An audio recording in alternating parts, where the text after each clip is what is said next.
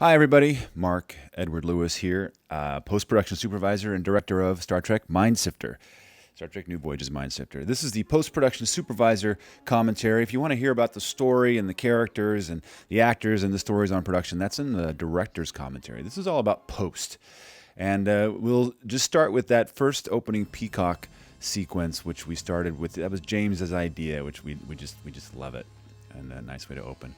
This scene here, and forgive me if I get a little technical, but this is not for the faint of heart. This all this technical stuff we're going to talk about. This scene, that opening scene, you'll see a specific kind of a lens that we use. It's called a lens baby, and that's what our director of photography, Jeff Barklage, used to create that weird blurred effect that's we see several times in this episode. And we shot this at not at a hospital. This is a hospital at the Ticonderoga High School, which was built back in the 20s, and it had all of these amazing, like this scene here with we're in this amazing auditorium. But in the background, there were modern day fire alarms and all kinds of crazy things. And in this scene, if you go back and watch Dr. Hamlin running across, there were several things there that Tobias Richter pulled out of the wall and cleaned up for us.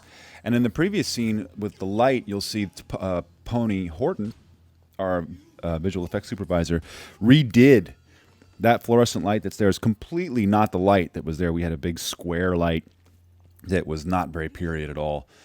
And you'll see and not see so much incredible visual effects work. And I'll try to point each shot out as it comes up if I can remember and get there quickly. And also the incredible amount of audio work. This straitjacket made so much noise on set, and all the belt buckles banging and all of these things. Oh, there's the lens baby shot I was talking to you about. See how it's sort of focusing on the bottom there and blurred all around. There's a shot of the door. See the window in the door? That isn't there. There's outlets that have been removed and a window on the right, which we'll see much more clearly later.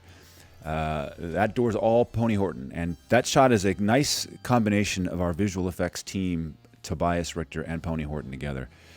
Anyway, so the audio. You'll notice the audio team did such an incredible job of doing Foley, and this is, I think, the first Star Trek New Voyages or Star Trek Phase 2 movie that's had such extensive Foley done. On set, there's usually so much noise that you can't really pick up you can hear, maybe I'm messing with my shirt, this sound. And a microphone is good on set for picking up dialogue, but no good for picking up footsteps and all these other things, even skin. Very, very skin on skin. You can hear that. Very, very hard to pick up, and something that our brain tunes out in the subconscious. But if you don't have that Foley stuff in there, your brain has a very difficult time feeling like you're fully immersed in the movie and that you're dispelling disbelief is what we call it. So we actually sit down and painstakingly make all of the sounds of the movie, of the people in the movie, and even though you don't really hear it, your subconscious does, and it feels like you're there. And it's a really great process, and the team did a great job. This is a special effect that we did in Final Cut Pro X. We had such an incredibly difficult time doing this movie. We tried to cut it in Final Cut Pro X, and we will never do that again. It was very, very difficult, very, very time-consuming, wasted a lot of our time. Eventually, we got it ported into a Blackmagic DaVinci Resolve, where Bing Bailey did all the incredible color correction and tracking shots, and I'll point some of them out. And then, because we had it broken into acts, and we had to drop in all of the visual effects, and here's, of course, Tobias Richter's ridiculous work, and Darren Doctorman's incredible work on the retro 60s version. So what we had to drop in these shots? Then we had to combine the acts. Well, because we had very limited time to get them out, I decided to go back to Final Cut Pro X and assemble the acts there and the final lay-in of the audio, which works great because Final Cut Pro X, what it does do very well is export very, very quickly. So that was our final process, which I'll never do again. And the next movie we do with them and will not be that way. That wall, by the way, is a completely flat wall. It is a wall flat. There is no window there. What you are seeing is a complete illusion created by Tobias Richter. And what we like to think about Mr. Tobias is that Mr. Richter is that he really has the Millennium Falcon, and he just flies up to orbit and has these ships up there, and he just shoots them with a camera. It comes back. They're so good. This is another. If you listen carefully, especially in the 5.1 version, surround sound version, you'll hear Withrow writing on the pad. Just all kinds of fun Foley in this episode. And by the way, this is probably, I know it's the only fan film, or the first fan film at least, depending on what year you're listening to this commentary, ever done in surround sound, released in surround sound. And probably one of the first productions anywhere in the world released in surround sound, which is awesome.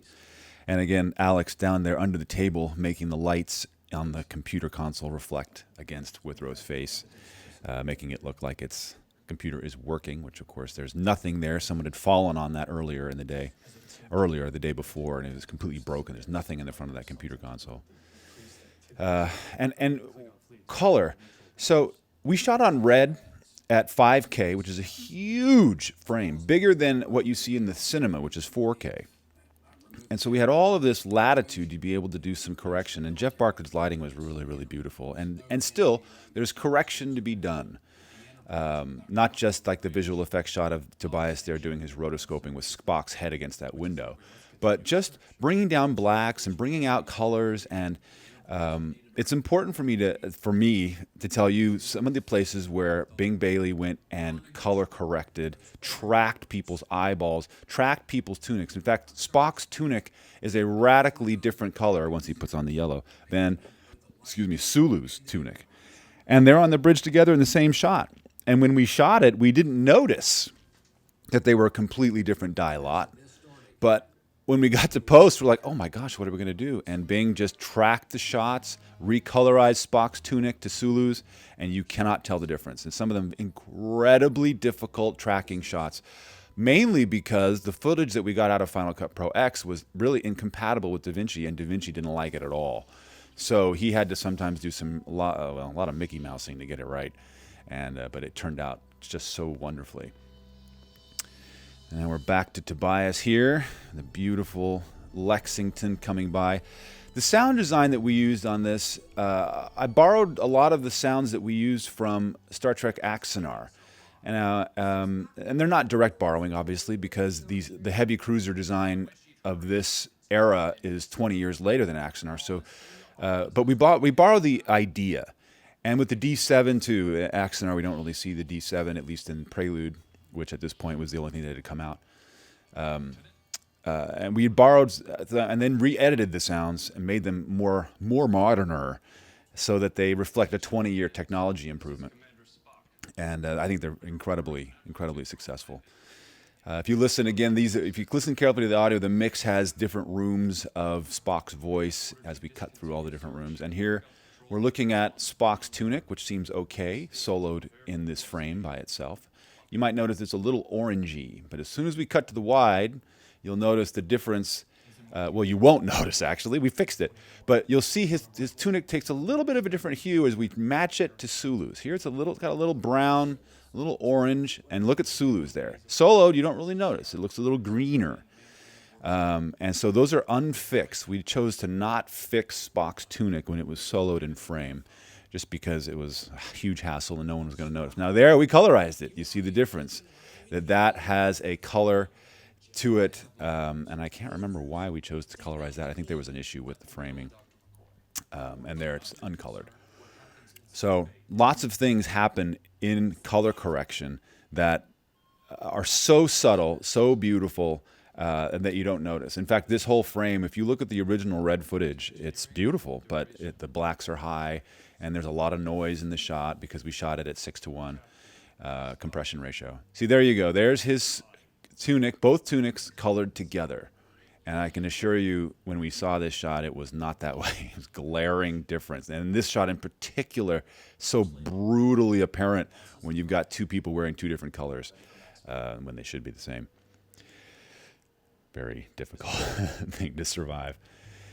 And those of you who asked, no, all of those screens are actual screens on the bridge. No CG there.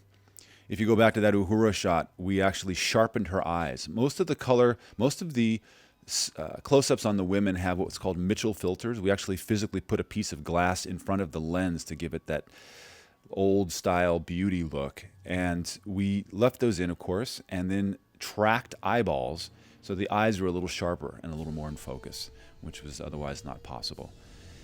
And this, I've played FASA Starship combat simulators when I was a kid, hundreds and hundreds of episodes, hundreds and hundreds of battles with my brother, and I always thought that starship battles should take place in 3D. And so in this movie in particular, Tobias and I worked, and Darren worked on making the ships move in a Z-plane axis more as much as X and Y. Again, another scene where there's a ton of Foley. You see the flickering that's going on there. That's actual power in the school, flickering in groups of 3 power drops, which works great for this 1958 hospital, but is terrible not only for the lighting people who have ballasts that won't work for kinoflows, but for visual effects, because there's so many shots here in this room where outlets are taken out, windows, entire windows and backgrounds are put in, and they have to match that lighting as it dips like this constantly. Otherwise, you see this big square-looking patch on a wall where they're covering up an outlet or some other non-period thing.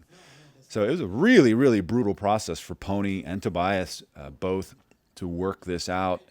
There isn't a shot here that there's nothing covering here, but if I can. Oh, another thing, or Hamlin's eyes. We sharpened her eyes. The Mitchell filters are on her, and if you look carefully, you have to look really carefully on the 2K version. Not here, but on her close-ups, we sharpened her eyes a little bit to give her a little more of that beauty and eye glow. I mean, Becky's beautiful anyway, and I think she was probably born about 40 years too late, because she's perfect in this. She's perfect now, of course, but she's perfect in that era.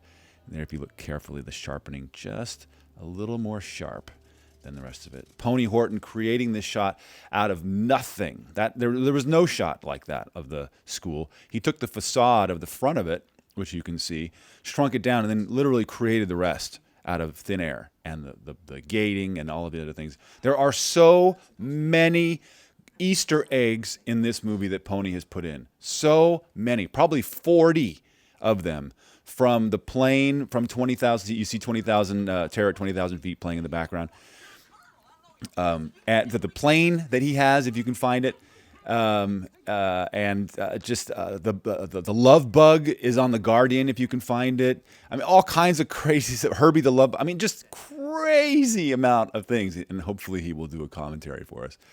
This scene, of course, one of my favorites as a director, to see the handing off of all 3 Kirks on the frame at the same time. Brian, James Cawley, and William Shatner in the frame. Never could happen anywhere else. And we actually did this special composite on that television. We didn't do a green screen, and we couldn't actually get the TV to work right and play the video, and it was going to be an impossible continuity problem to try to get the video to always play at the same place every time. So instead of doing a green screen, we did a Luma screen pull. We did a Luma mat, and we let the screen just blank and flickering as it would, as the old screen does. And that Pony was able to pull the mat from that X-ray, microwave, whatever it is, cathode ray tube Luma that the Red picked up so well. So that flickering that you see on the screen is actually the screen doing that, and Pony just overlaid the old video footage, which is something I'd never did before, but realized it was possible. Again, Pony pulling something out of his hat. Nothing existed. That space, the window, the wall, none of this existed. He tracked to a shot that is this shot. That's a stationary shot. Originally, we were going to have him go through the window the other direction and look at him from this angle, but we never actually had time to get that shot, so he just did the over-the-shoulder. And it was just absolutely staggering. A fooling. Thinking you think you're gonna see the Enterprise, and then you're back at the hospital again. Just wonderful. This Mind-Sifter sound, which is really not a Mind-Sifter sound, it's the psychic link between Spock and Kirk, which I talk about in the director's commentary, how important that is. What it is I took all the dialogue of Brian and Brandon in this, Kirk and Spock, in this entire movie and mashed it in to this crazy multi-tracked whole, along with some of the iconic sounds on the bridge. And that's what that sound is. We did about 5 minutes of it, so we had all kinds of different versions. So, and I think it does a really good job of making things feel kind of bizarre, not so good. So now let's take a time, because there isn't a lot here post-production wise other than the color and the beautiful work that was just done in production. Let's talk about the music. And here's Jeff Bond as McCoy, who's also our music supervisor and probably the foremost authority on Star Trek music in the world, which I had no idea about while I was directing him. I found out later by looking at a CD, a Next Generation CD insert notes that Alec Peters had given me as a gift. And I looked and I said, Jeff Bond. I went, wait a minute, same guy. So I immediately called and I said, you've got to be our music supervisor. And of course, he has all these takes of music that no one's ever heard.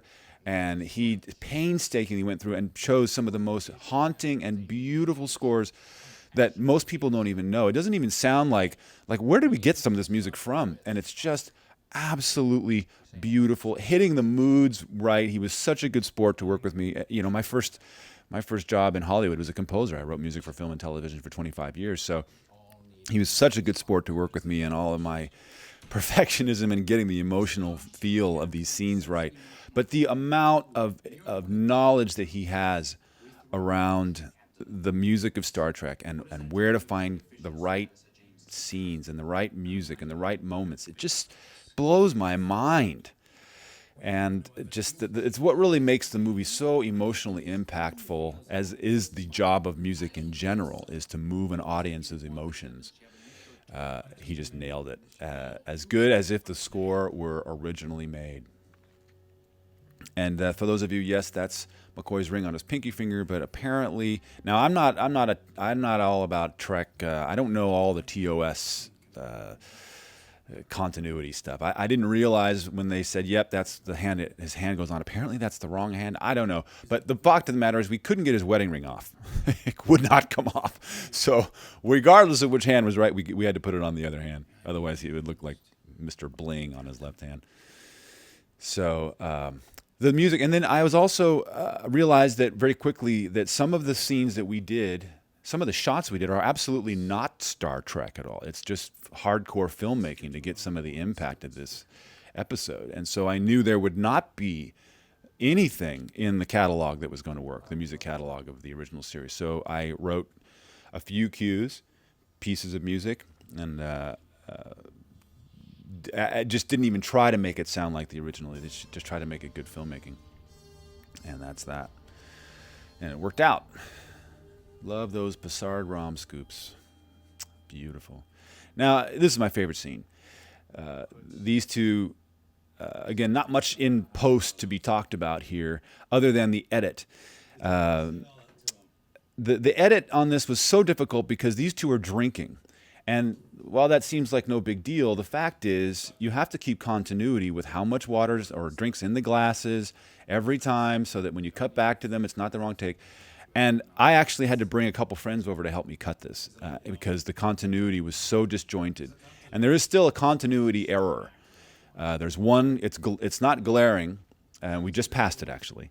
But the rest of the scene works, and there aren't any other continuity problems. And we discovered there was only one way to cut this scene and make it work. Only one way. Usually in editing, you've got all kinds of things, but for some reason, our continuity was not. We just did not get this right, and so there was only one way to cut it. Fortunately, I got everything in that I wanted to get in, including Scotty stumbling and all of those bits. But that Scotty stumbling part, I'll give you a hint, is the cut where the shot where the continuity error occurs. It's very very slight, but if you know where to look, you'll see it, and then it's painfully obvious. But otherwise, this scene is these two reached so far as actors, and this was probably the easiest post-production scene to do. Foley was fairly simple. There's not a lot of stepping, and most of the sound actually was recorded on set. There's a couple of ADR lines, ADR meaning where we went in and replaced the dialogue of the actors because the sound was so bad or wasn't recorded well. But on the whole, this scene was pretty simple and the to do. And this conversation we see between two high-ranking department heads is just so beautiful, so well written, and incredibly well performed by these two. You forget that these two people aren't professional actors. They should be professional actors. But what a privilege to have directed this scene and have it come so deeply, so emotional. I know it's not most people's favorite scene, but just it's a wonderful, wonderful piece of work from some guys who just love Star Trek so much.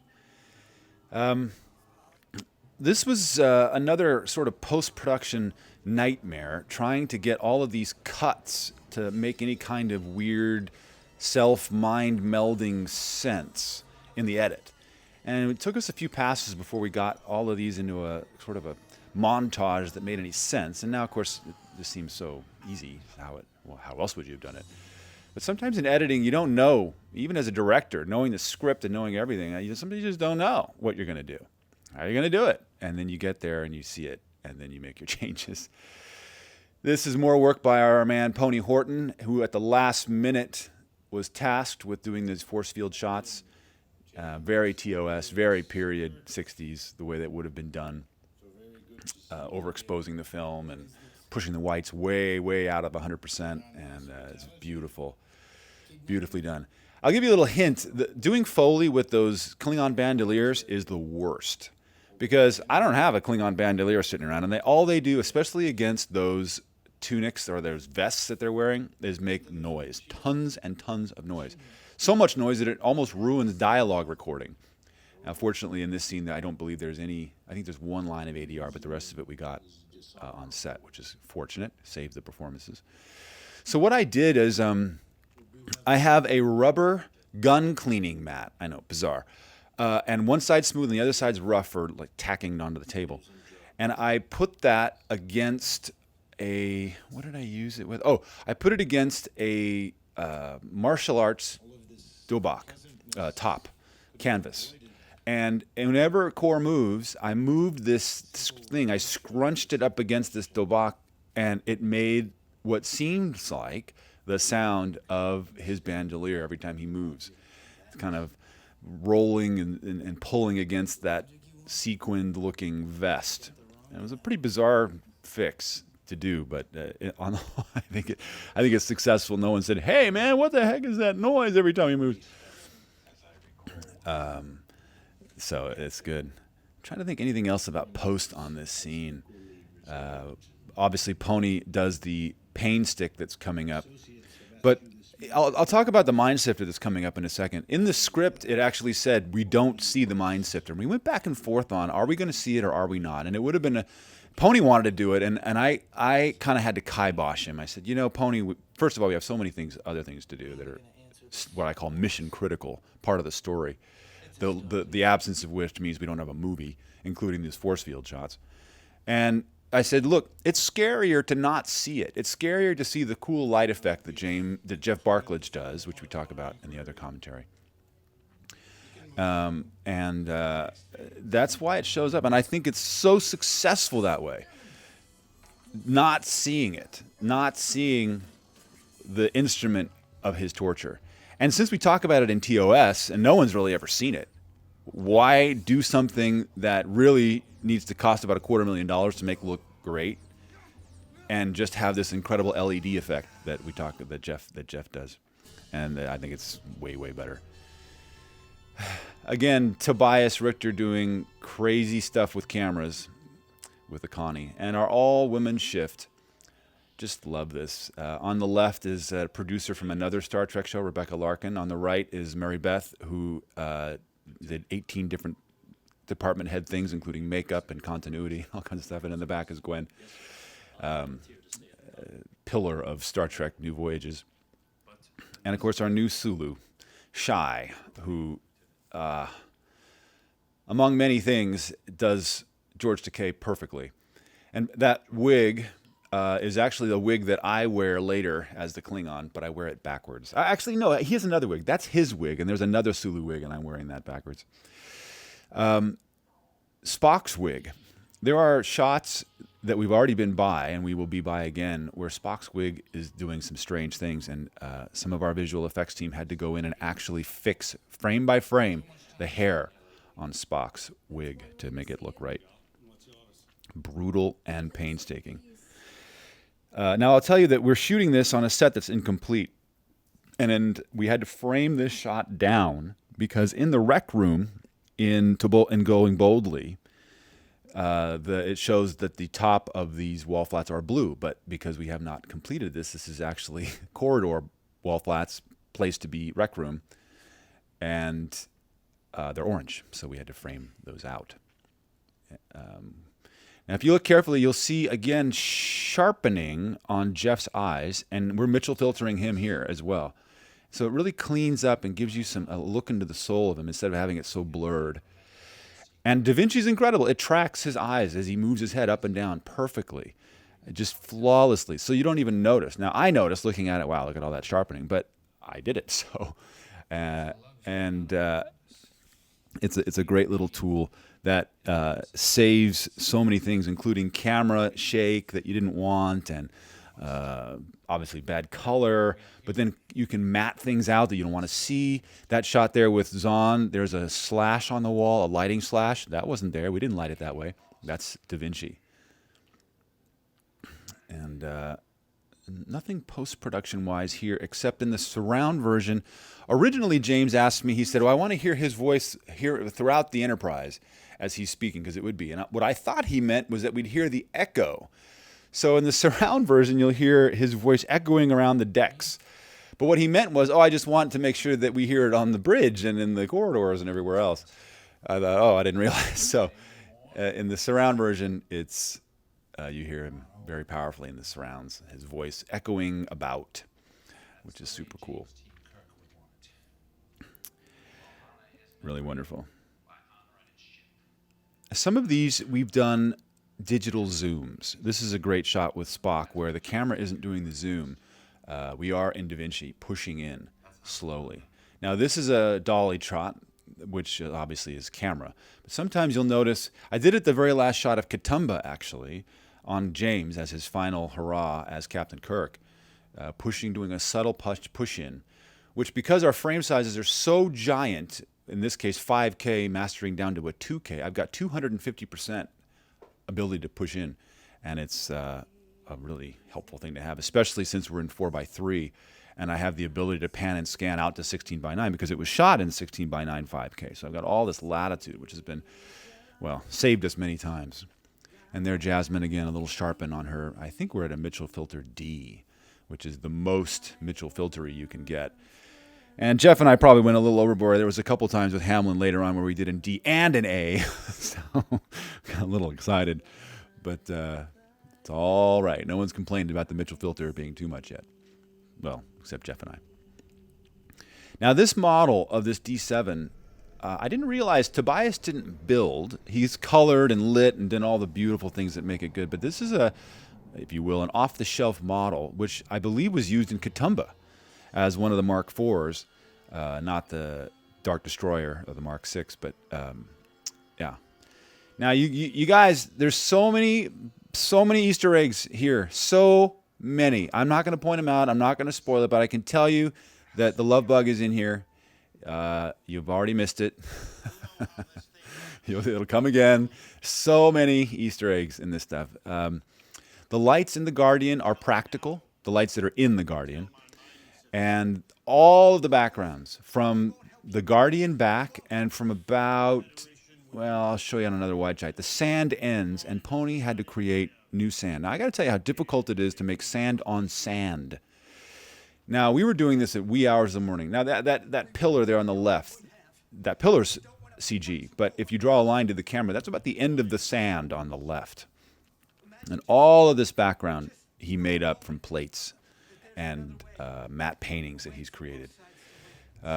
Just an incredible. It took him 3 months of daily work to get all 40 plus of these cuts in, and the ones later. Look at that fat Klingon. What's he doing there? Oh, me, I mean. Um, again, Sulu's wig backwards with some sideburns. I'm bald, folks, just in case you didn't know.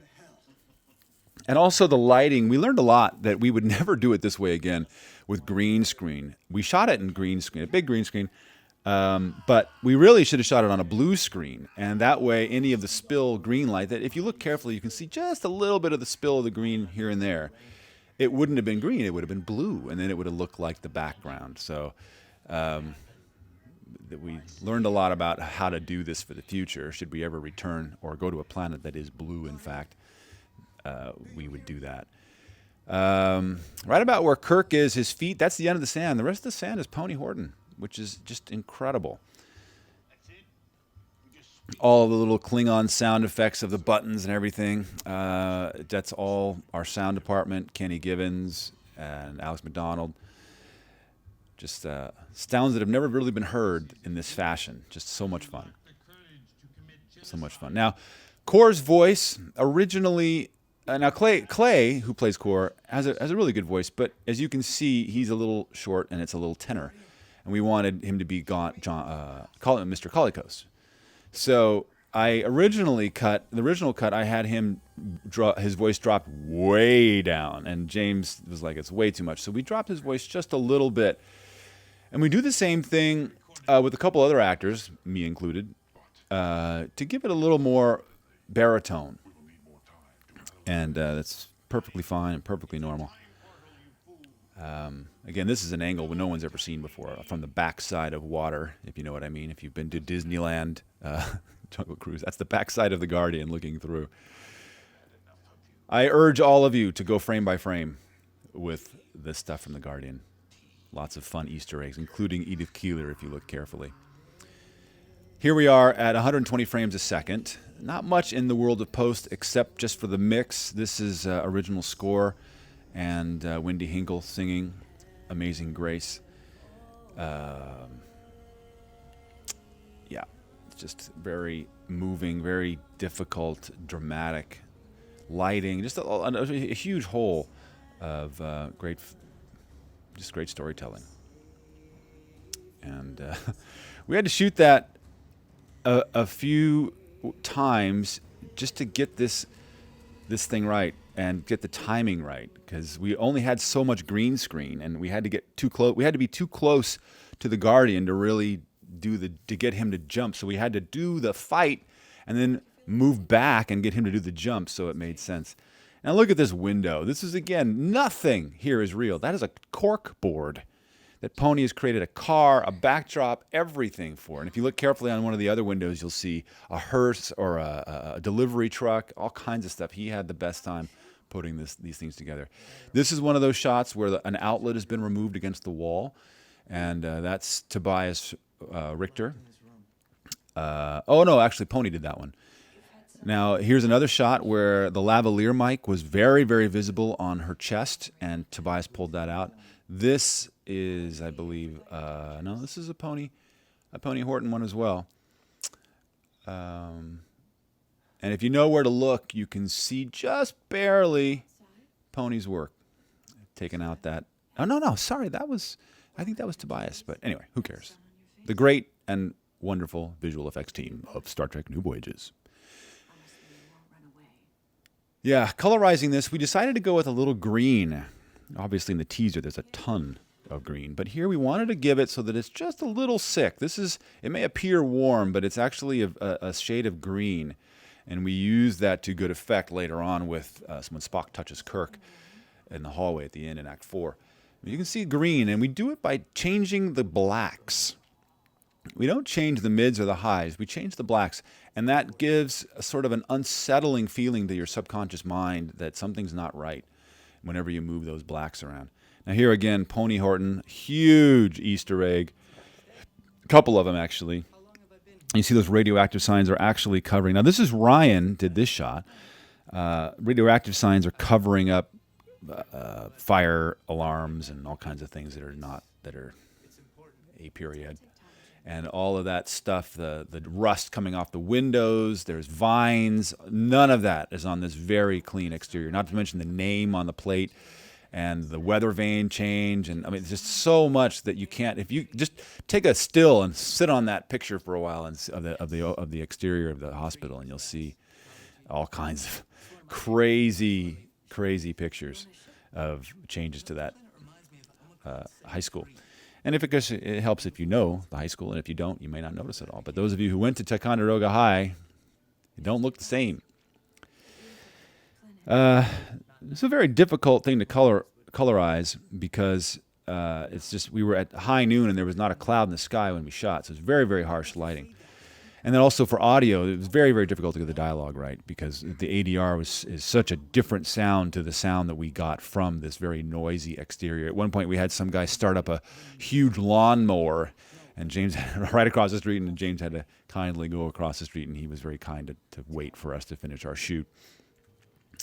This is day 4 of our 4-day shoot at Ticonderoga High School. There's another emergency sign there behind Hamlin's shoulder that isn't actually there. Emergency entrance for ambulances that isn't otherwise there. So this is a very complicated series of shots, lots of visual effects that otherwise you don't see, and I want to make sure you get all of that pointed out because it's juicy. And what I love about these shots is that you don't notice them. And the incredible difficult tracking. See how the camera's jerking around? We call it dutching as it rotates. Well, Pony had to track all of that. And there's a thing called motion parallax that when you move the camera, it's not just simple tracking. You have to also do a little zooming and all kinds of other crazy things. And it's not easy at all to make it look like it's dead with that brick wall. I won't go into all the crazy production hijinks we had to do to get this shot. That's in this scene. That's in the director's commentary. Again, we've got beautiful Mitchell filters and sharpening on Hamlin's eyes. This incredible genius background, which I talk about in the other commentary. This is another scene where audio was very difficult to get. There was a huge refrigerator and generator going on anytime we're in this office, and you can sort of hear the difference in Dr. Wright's lines versus many of Hamlin's lines, which were ADR'd. And we didn't have Dr. Wright available to us to do ADR, so we just kind of had to make the best of what we had. And what we ended up with is infinitely better than what we we got from production audio. But it still bugs me a little bit. And to me, the dialogue in this is what's the most difficult to what I consider to be excellent, just because we had so many production difficulties with the dialogue recording. And you'll notice that cool still of Kirk there on Dr. Wright's desk in his little handy folder, which I thought was a nice touch that set deck did for me. I didn't even ask him. Some really great set decoration people. Always thinking. And they've got a huge lot of props that they pull from. So, oh, you need another phaser? Oh, here. You need a Klingon phase disruptor? Here. How about that? Oh, how about this? Oh, you need another of this? How about this? Because they've done so many of these episodes. This is sort of a production note, but I'll tell you, when I told Dr. Wright, I said, when you take off your glasses, I want you to imagine that you're cutting her. It's a knife, and then what you do, you cut her. And it really made a difference for him. Another scene where we did a lot of green pushing of the color correction to make it feel a little more ill. And we're, of course, at bright daylight. And that daylight isn't real at all. The window, of course, Pony isn't having to do because it's not in the shot, but the lighting is all Jeff Bartlett from what we've established the window to be, which on production we all know is a giant corkboard. All of this sound of him changing is me actually changing in the Foley studio. Because we just didn't care to record. I knew we were going to do it in Foley to get Brian changing. And of course, he's not actually changing because we cut to this shot right here. So we can avoid all of that nonsense and continuity hell. And if you look at her lips, those are not the color of her lips. Bing went through and did a beautiful beauty pass on her. But when we got done, the lips that she had were actually kind of not red. They were sort of desaturate. So he went and did Da Vinci, tracked her lips, and brought up the color. Many shots, this is what's happened, where her lips got tracked and the color brought up. And Bing has some amazing tools for making actors and actresses look more beautiful, and he's used them here on Hamlin. Not that we really needed to, but we thought, hey, what the heck, we can do it. Let's do it. And I'm not sure we used it on anybody else, just because we wanted Hamlin to look so... We didn't want her to look perfect. We wanted her to feel real. And again, there's not much to be done to her in real life anyway, but we did a couple things, and it wasn't because the makeup was bad. It was just how we had to push the color and make it green. Well, if you push green, it kills red. If you know how a color wheel works. So we pushed the green and then went back and Spot did a few things. So we have a little Hollywood glamour and glitz. This is just a huge effect shot that you can't notice. It's Tobias Richter pulling out at least 4 things, from an Ethernet port on the wall to fire alarms. It's a huge effect shot. Every frame rotoed in this shot until we cut away. Huge shot, visual effects shot. Again, this is just what visual effects is all about. Doing things that you just don't notice. And this is also a huge Foley scene with lots of jackets and writing and camera stuff and mechanics, bare feet on carpet, stuff you don't notice. Oh, and then phones being grabbed and orderlies and people getting hit. And it's just, there's one of the most difficult and demanding Foley and sound design scenes, which again, you wouldn't notice. Oh, it's just a stupid scene in a office. Well, really difficult post-production scene. Another one where we had to ADR all of Dennis, the reporter's voice. Every line ADR'd. 90% of Brian's lines ADR'd. Hamlin's line ADR'd.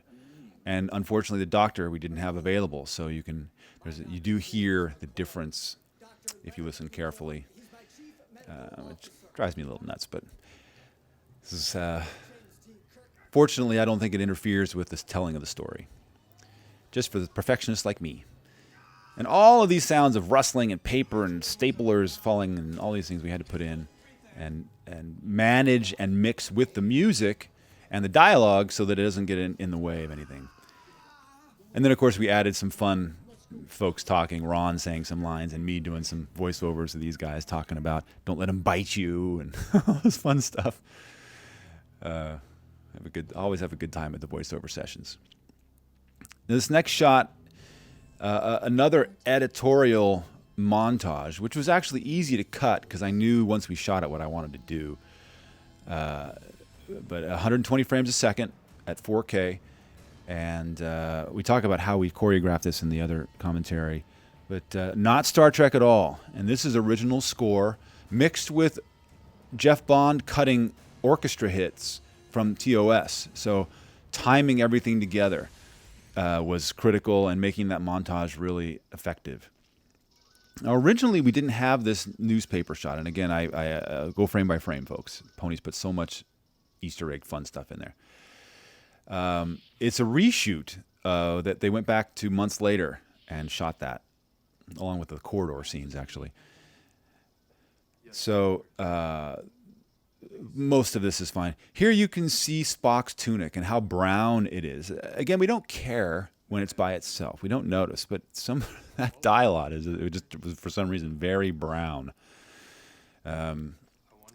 This is, again, a very difficult dialogue recording situation. Most of McCoy's lines were completely unusable. He had a lavalier, and it was just rustling underneath his shirt the entire time. Almost every line in this unusable, and the boom mics were just not usable either because of the noise of the room. But ADR for most of McCoy and some of Spock, and very difficult to blend those together. But I'm hoping that it doesn't detract anyone from this amazing scene between these two incredible actors. Having never worked together, these folks have never worked together before, and it's like as though they've known each other for years and years and years, and worked together for years and years and years. One of the difficult things for Bing was coloring skin tone on Brandon, because Brandon actually for the first time is wearing the actual authentic Leonard Nimoy '01 makeup, the actual color and cake that Leonard Nimoy wears, which is why I think his color is so good. Maybe the first episode where his color is perfect to me. He looks like a Vulcan. And so being really had a hard time not making, I kept telling him, I said, dude, he looks human. See how they differ? See how there's a lot more pink in McCoy's face, even blue. But that Leonard Nimoy makeup on Brandon is yellow as yellow can be, and brown and beautiful. So he kept having to correct himself from correcting Brandon to be human looking. And he would look at the wheels where we look at color to see what skin tone's supposed to be. He's like, oh, this is all wrong. I'm like, no. He's supposed to be yellow. And people complain a little bit about how his lips are pink, but that's how it is. That's how it was. Even in the original series, you can see Nimoy's lips somewhat pink because that the LN01 makeup is so right on. We're blessed to have been able to get that as a resource. And I hope to be able to use it for all the rest of the episodes. Great moment of comedy there. Now that line there was McCoy's first non-ADR line in this scene. We were able to use it because he's not moving, and so the lavalier was usable. As is this line with Spock. We're able to use it. If you look carefully, Brandon has this talent of controlling his pupils. And this shot coming up here, when he looks at the computer monitor, you'll see his pupils dilate. And I asked him to do that. You can see it dilate. It's incredible what he does. Again, look at that newspaper, folks. Put it on a free stream and read that whole article. See how it's dilated? It's incredible that he can do that out of shock, out of heart rate, pulse increase. I have no idea how he did it. And that voice is Teresa Noreen, my girlfriend. Let's see. In post-production on this, one of the difficult things is those floorboards are boards. It's wood, and they creak like crazy. And so we constantly had to pull out the floorboards out of dialogue as best we could and add real footsteps, so to speak, in Foley. This line of Walking Bear is actually, that line is the same line from the close-up. And a lot of times we do this so that we keep continuity of audio. If I had to cut to his line that he said when I cut to the wide and use the audio from that, you'd hear a real strong difference in the audio quality because it was a different microphone, a different audio setup when the camera was in a different setup. So what a lot of times what we do is we take the line from the close-up and just sync it to whatever's coming in the wide so it feels like it's much more contiguous, to use the nice college word. Many times in this, we're doing two different kinds of editing.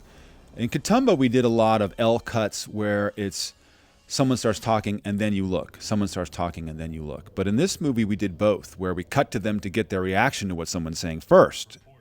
And as we move later, we see more of the normal L cut. And by the way, that sound design of the Enterprise coming in, no one's ever really heard the Enterprise warp into a dead stop sort of like that. And so what we decided to do was have the cool TMP warp type sound into a dead quiet and only hear the echo of the ship across the space. Again, sound in space, whoopee. So that's why that's a really cool change on how warping in sounds, and I'm very pleased with how it all turned out. All of the sounds for the D7, we just had a grand time. Everything from truck sounds going up the grapevine to race cars to gorilla roars. All kinds of stuff go into that D7 sound design. Probably in the big flyby that it does, I think there's about 7 different elements just to make that piece go.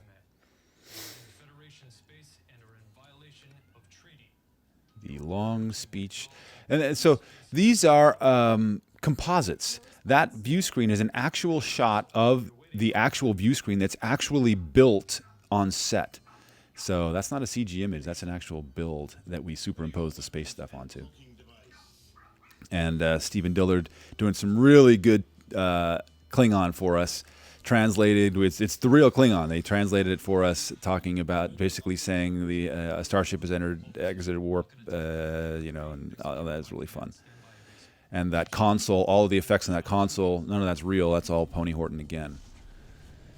And just working with Frank Serafini had me because he worked on TMP, did the sound effects for it. And I said, what? When we were working on Axonar, I said, what is the sound of the torpedo bay opening on the D7? He said, oh, it's an oil fire. So that is what's there now. I talk about how this scene, the advent of this scene came together, but sound design-wise, I talk about it in the other commentary, but sound design-wise, so many elements in this. And right here is the guerrilla roar coming as the D7 tries to escape the punishment of the photons. We also went and spent some research. Fez found actual hull numbers, made sure we were accurate and to canon with the Lexington. And then, since there's no such thing as the Hawking or the Leonov, I believe he found the accurate numbers for those hulls. So those are both the same in the Retro 60s and this. Little sharpening on Uhura there, under the deep glaze of the Mitchell D filter. All the Lexington lighting, in fact, we wanted to make feel very, very stale in comparison to the beautiful Enterprise. Oh, that's Withrow's wife, by the way. Rob Withrow's wife as a yeoman, which was his request, and we were very happy to oblige. So what we did is we turned on, the set's actually in a warehouse. And so what Jeff did is he turned on the house lights. And so we have all that Lexington footage, and in the early bit too, is with the house lights on. So that's why it feels so stale and green. It's hilarious. I said, how are we going to do this? We don't have time to relight. He goes, oh, watch this. Lights come on. Perfect. Shoot. So when we see the Lexington in the future episodes or anything other than the Enterprise, we may have that as our standard operating procedures. More Tobias Richter. Shots that we've never seen, and a class of ship that you may not have seen before. Another brutal, brutal audio scene where Spock's jacket rendered all of his dialogue unusable. And then we had to go back and put the jacket noise back in along with the footsteps, and then all of his dialogue and McCoy's dialogue. And it was a huge mess that has been solved with the miracle of modern filmmaking. And then the doors as they walk through was another huge thing. Those doors make a ton of noise as they move. And so all of those were 80-yard. And folks, that console really does work. When you push buttons, those lights really do change. That wasn't CG. When he hits those lights and the lights change, it's really doing that.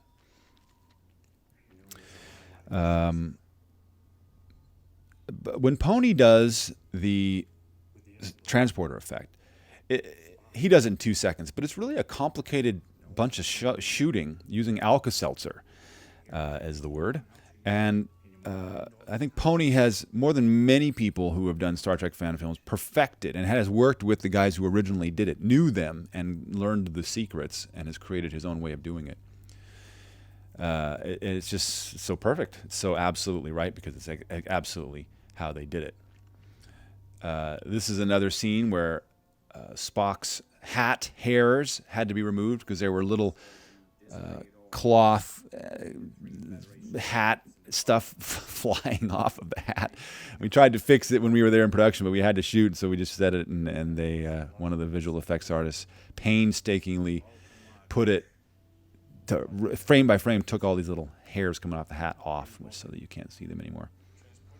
And of course that hat ruined all of his dialogue because it was a huge lavalier issue, and so we had to redo those lines. And that console, if you look at the lights on those consoles, the actual readout, square black readout, that's a beauty pass that we had to do. When we shot it originally, that doesn't put out enough poop, as we say, to get recorded in the camera. So we turned off all the lights and then locked the camera off and shot the lights by themselves and composited them in, and it looks beautiful. All of these shots coming up with Hamlin have the Mitchell filter and the sharpening track to her eyes, which is just amazing. I don't think there's anything that we've removed from these shots. The sound design, we almost didn't need to do sound design for this hypo spray because it makes its own sound, which is, when no one was looking, I was playing around with that thing. It's so well made, so beautifully made to the medicine floating around on the top of it. It was amazing.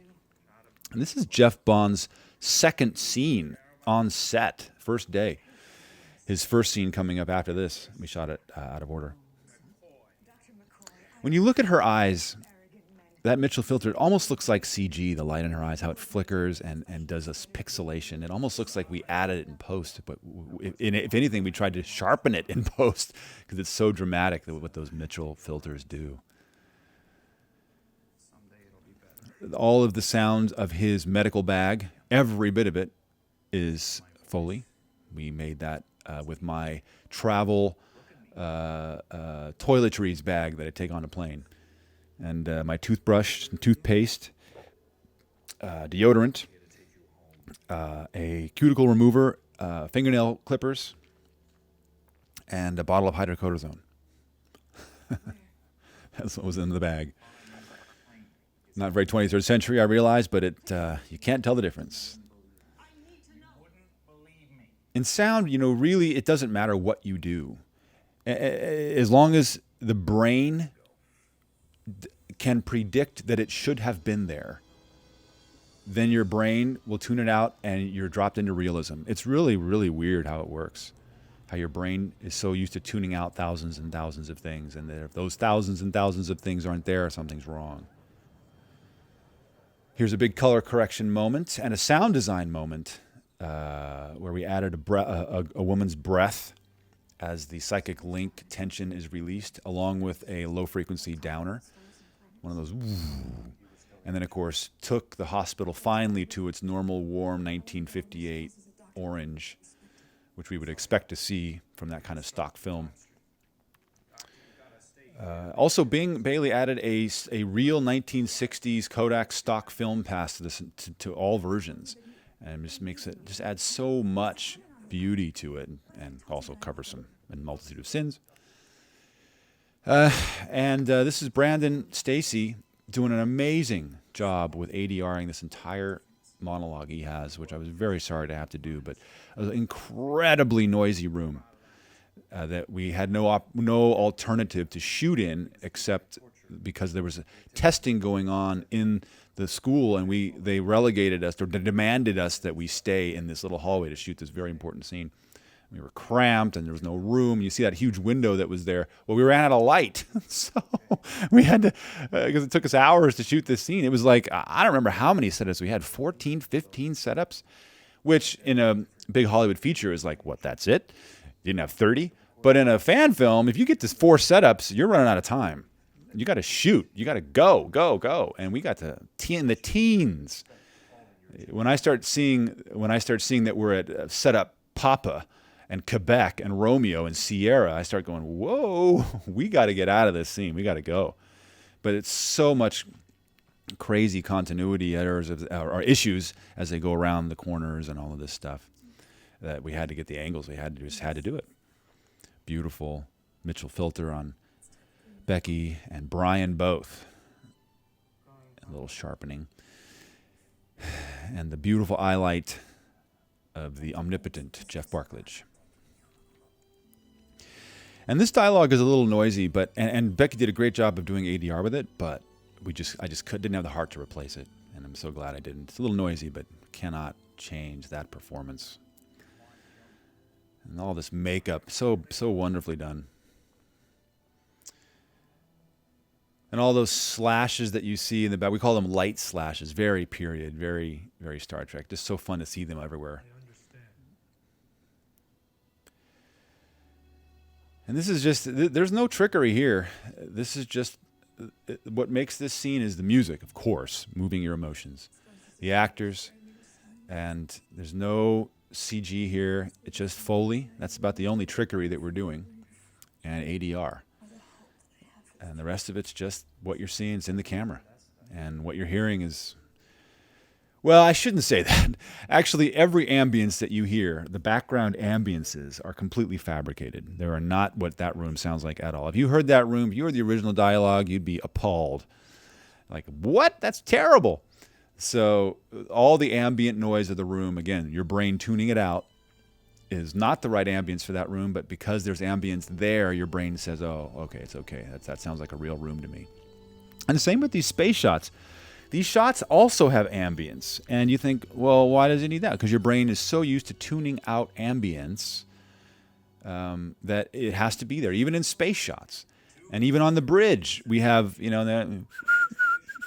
that stuff going on, but then we have ambiances as well. So to keep the brain involved in the story, not ever taken out. Even subtle takeout is not like Chinese takeout, but subtle takeout is something we want to avoid at all costs. And Foley and background ambiances, that's how we get around what we can't record on set. Things that you just can't record stuff like this on set, especially in surround, unless you have a holophonic mic or all this whatever nonsense, which we don't really need to do. It's just easier to do it in post. And you have a lot more control, of course. Again, not a single CG element here, and this is all set sound and fake ambiances. So, WYSIWYG, what you see is what you get here. The scene that's coming, the moment that's coming up here with Kirk, we had to ADR his voice. It's because we wanted it to be very low volume, like he was mumbling to himself, and we couldn't really pick it up from the mic that he was wearing, or the other. And this was actually Brian Gross's last scene. After this, he rapped and he went and shot a bunch of pickups on Bread and Savagery. This was his rap scene. And we kept working for hours and hours and hours till 5 in the morning. We actually worked from sunup to sunup that day. Brutal.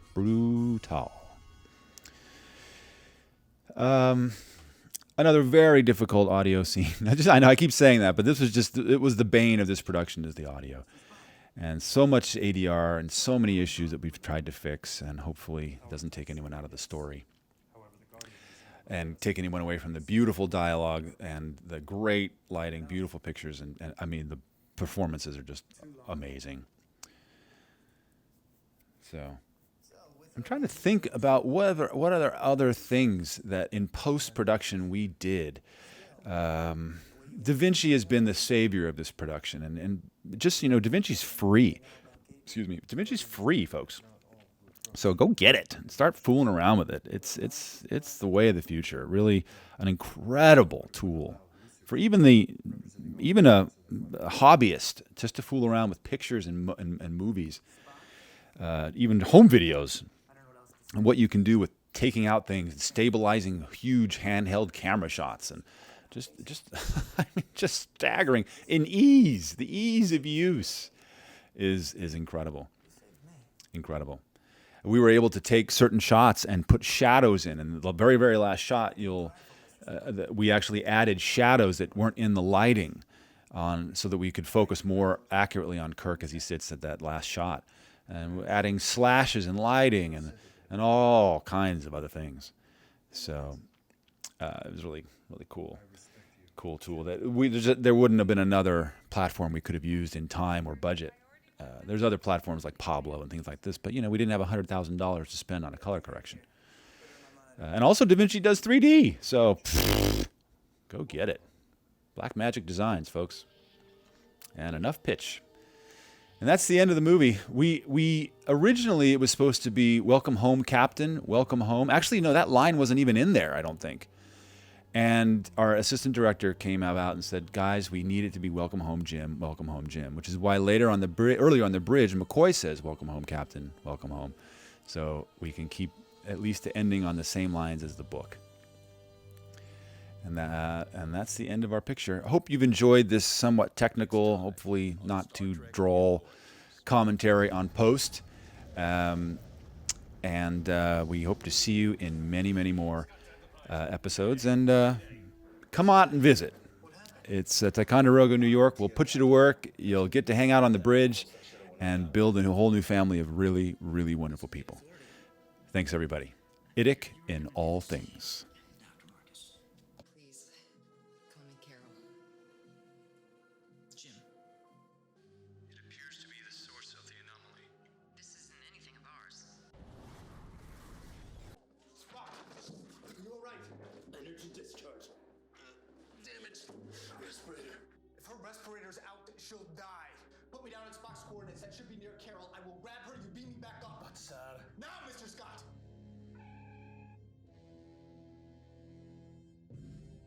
Energize. How are you doing it, son?